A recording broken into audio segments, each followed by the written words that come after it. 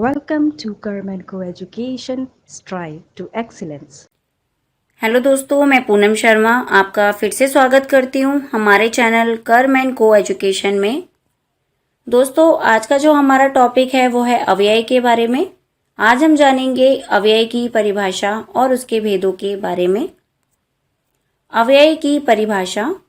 अव्यय का शाब्दिक अर्थ होता है जिन शब्दों के रूप में लिंग, वचन, पुरुष, कारक, काल आदि की वजह से कोई परिवर्तन नहीं होता उसे अव्यय शब्द कहते हैं। अव्यय शब्द हर स्थिति में अपने मूल रूप में रहते हैं। इन शब्दों को अविकारी शब्द भी कहा जाता है, जैसे जब, तब, अभी, अगर, वह, वहाँ, यहाँ, इधर, उधर, किंतु, परंतु, बल्कि, इसीलिए, अतएव, अवश्य, तेज, कल, धीरे, लेकिन, चूंकि, क्योंकि आदि शब्द आते हैं। अव्यय के भेद।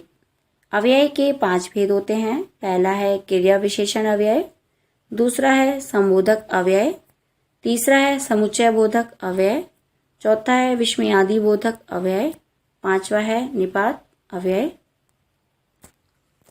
क्रिया विशेषण अव्यय के भेद।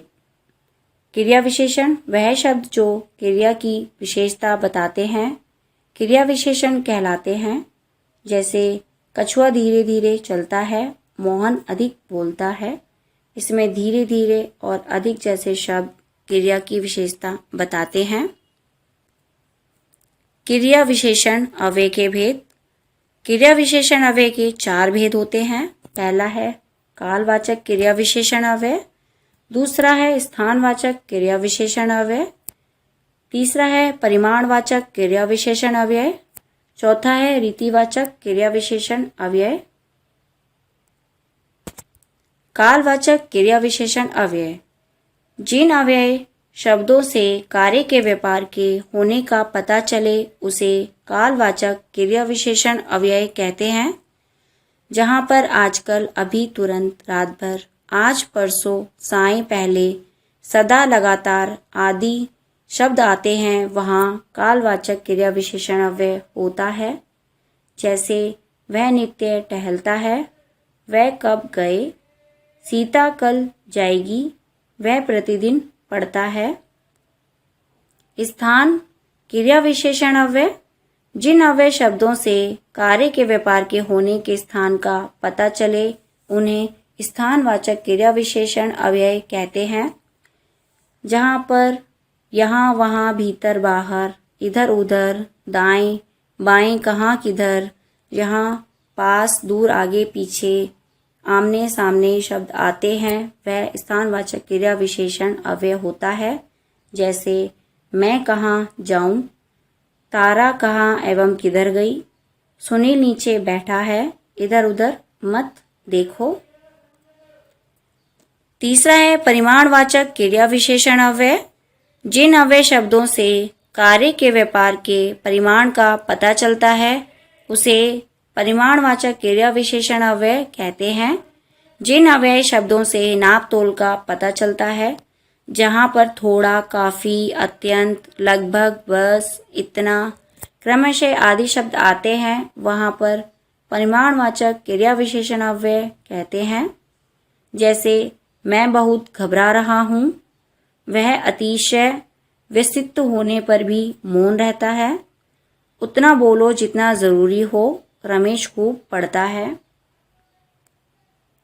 रीतिवाचक क्रिया विशेषण अव्यय। जिन अव्यय शब्दों से कार्य के व्यापार की रीति या विधि का पता चलता है उन्हें रीतिवाचक क्रिया विशेषण अव्यय कहते हैं। जैसे जरा, सहज एवं धीरे चलिए, हमारे सामने शेर अचानक आ गया, कपिल ने अपना कार्य फटाफट कर दिया, मोहन शीघ्रता से चलता गया, वह पैदल चलता है। संबोधक अव्यय। जिन अव्यय शब्दों के कारण संज्ञा के बाद आने वाले दूसरे शब्दों से उसका संबंध बताते हैं उन शब्दों को संबोधन शब्द कहते हैं। यह शब्द संज्ञा से पहले भी आ जाते हैं। जहाँ पर बाद, भर, के ऊपर, की ओर, कारण, ऊपर, नीचे, बाहर, भीतर, बिना, सहित, पीछे, से पहले, से लेकर तक के अनुसार की खातिर के लिए आते हैं वहाँ पर संबोधक अव्यय होता है। जैसे मैं विद्यालय तक गया, स्कूल के समीप मैदान है, धन के बिना अब व्यवसाय चलाना कठिन है, सुनील के भरोसे यह काम बिगड़ गया। समुच्चय बोधक अव्यय जो शब्द दो शब्दों, वाक्यों और वाक्यांशों को जोड़ते हैं उन्हें समुच्चय बोधक अव्यय कहते हैं। इन्हें योजक भी कहा जाता है। ये शब्द दो वाक्यों को परस्पर जोड़ते हैं जहाँ पर और, तथा, लेकिन, मगर, व, किंतु, परंतु, इसीलिए, इस कारण, अतः, क्योंकि, ताकि, या, अथवा, चाहे, यदि, कि, मानो, आदि यानी यद्यपि आते हैं वहाँ पर समुच्चय बोधक अव्यय होता है। जैसे सूरज निकला और पंछी बोलने लगे, छुट्टी हुई और बच्चे भागने लगे, किरण और मधु पढ़ने चली गईं, मंजुला पढ़ने में तो तेज है परंतु शरीर से कमज़ोर है, तुम जाओगे कि मैं आऊं, आदि शब्द समुच्चय बोधक होते हैं।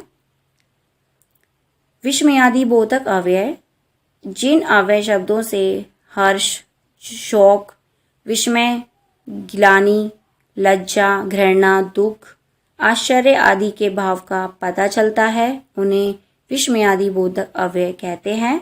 इनका संबंध किसी पद से नहीं होता, इसे घोतक भी कहा जाता है।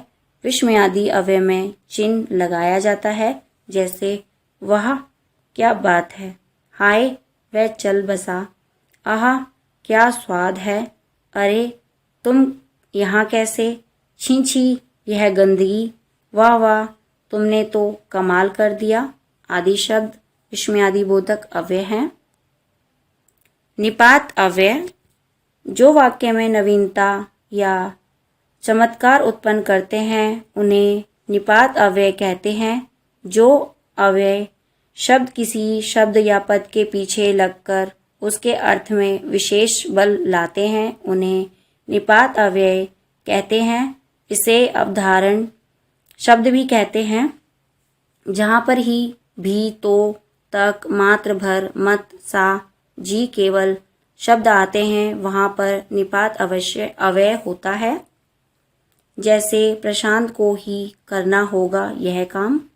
दूसरा, सुहाना भी जाएगी, तुम तो सनम डूबोगे ही सबको डुबाओगे, वह तुमसे बोली तक नहीं, पढ़ाई मात्र से ही सब कुछ नहीं मिल जाता। धन्यवाद। मेरी ये वीडियो यहीं समाप्त होती है। मैं उम्मीद करती हूँ ये वीडियो आपको पसंद आई होगी। चैनल को लाइक, शेयर एंड सब्सक्राइब करना ना भूलें। धन्यवाद।